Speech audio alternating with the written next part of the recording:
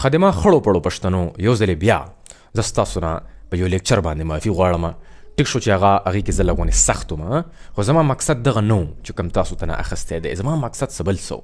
زه په دې نه خوشحالېږم چې څوک ګناه کوي ته ورته ګورې یا څوک بېحایي خوروي نو زه په باندې خوشحالېږم. نه، دا زما هېڅ دغه مقصد نه و. زما مقصد یو ډېر ګهره و، خو ځه څوک په باندې لږ په باندې پوه شو، ډېر په باندې پوه نه شو. خو زه بیا هم تاسو نه معافي غواړم او زه ته دا قسمیان وایم ما ته د کلیپ ما کتلی هم نه و، ما دا کیس هم نه دی کتلی چې دا چل څه شوی دی. ما سره ټیم نشته، زما په دې لیکچر کې زه 3 بجې ویده شوی یم، زما د سترګې کې وګورئ دا انفلمیشن شوی دی، دا زه 4 مریض ده، زما ډسټرب ده. زه 3 بجې ویده کېږم د شپې او سهار وختي راپاڅم او چې کوم بېګا ته کوم انټرسټینګ لیکچر روان دی تاسو به د خدای قدرت وینئ زما په دې لیکچرو کې. خو دا کسان راوغواړئ ما ته کم از کم 50 لکه پښتانه پکار دي، 50 لکه په دې 2026 کې.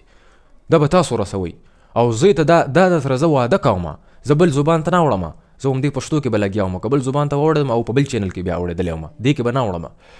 په دغه 50 لکو کې به زه تاسو نه ساینټسټ راوچتم. دا ټیچینګ میچینګ نه، دا لرې که تاسو ته به زه یو سوچ درننه کوم په دې خبرو کې.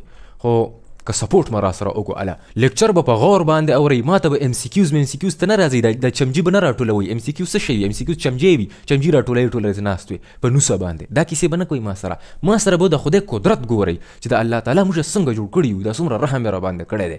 دغه څیزونه به ما سره ګورئ. زه په دغه خوشحالېږم چې تاسو پکې کله دغه خبرې وکئ.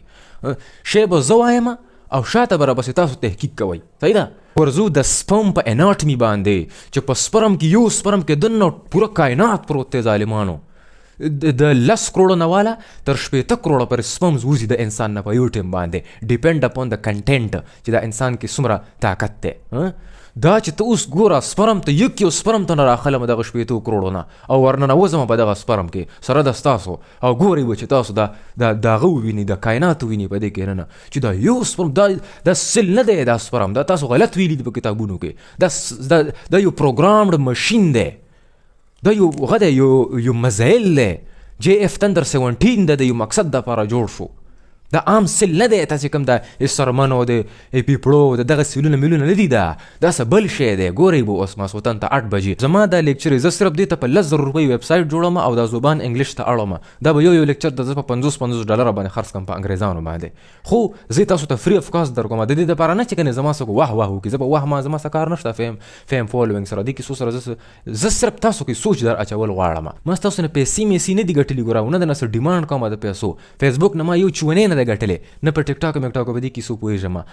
که زه ښه شم نو شاید چې په یوټیوب کې چېرته کې بیا ښه شم، او که زما سره سپورټ کول غواړئ نو هلته به بیا راځئ، که نه کول غواړئ هېڅ خبره نه ده. خو په لیکچر باندې ښه توجه ساتئ، 8 بجو ته چینل ته ځان رسوئ او پلیز لږ غوندې زما د ملګري د سینیرز چې کوم زما د کلاس میټ د پوسټ ډاک والا سپیشلی د پی ایچ ډي د پوسټ ډاک والا دا لږ غوندې ما سره کښېنئ. زه یوازې یم، دا نور پښتانه مې تنګئ بیا نو زه لږ غوندې ایموشنل کېږم په دې څیزونو باندې. ګوره ما لږ غوندې زه حساس یم په دې خبرو. تاسو ډېرې کنځلې زه ابزارب کوم په ځان کې، ما کې څه شته دي نه. ګوره زه وچ کلک زمیندار سړی یم، ما صرف مور د دلته کې فالج والی ده، دا یو سایډ کار نه کوي، دا رایټ سایډ کار نه کوي. او ور سره نیا ده، د یو 100 کالو مې نیا ده او د 80 کالو مې مور ده او دواړه زره کښې ته په لاسونو کې خېژامه. ما سره هېڅ شی نشته ده، صرف لږ غوندې ته سپورټ مه راکوئ ما ته د پیسو توجه ونیسئ په دې خبرو باندې چې دا زه یې ته څه ویل غواړم. ټیک ده؟ مهرباني ډېره مننه.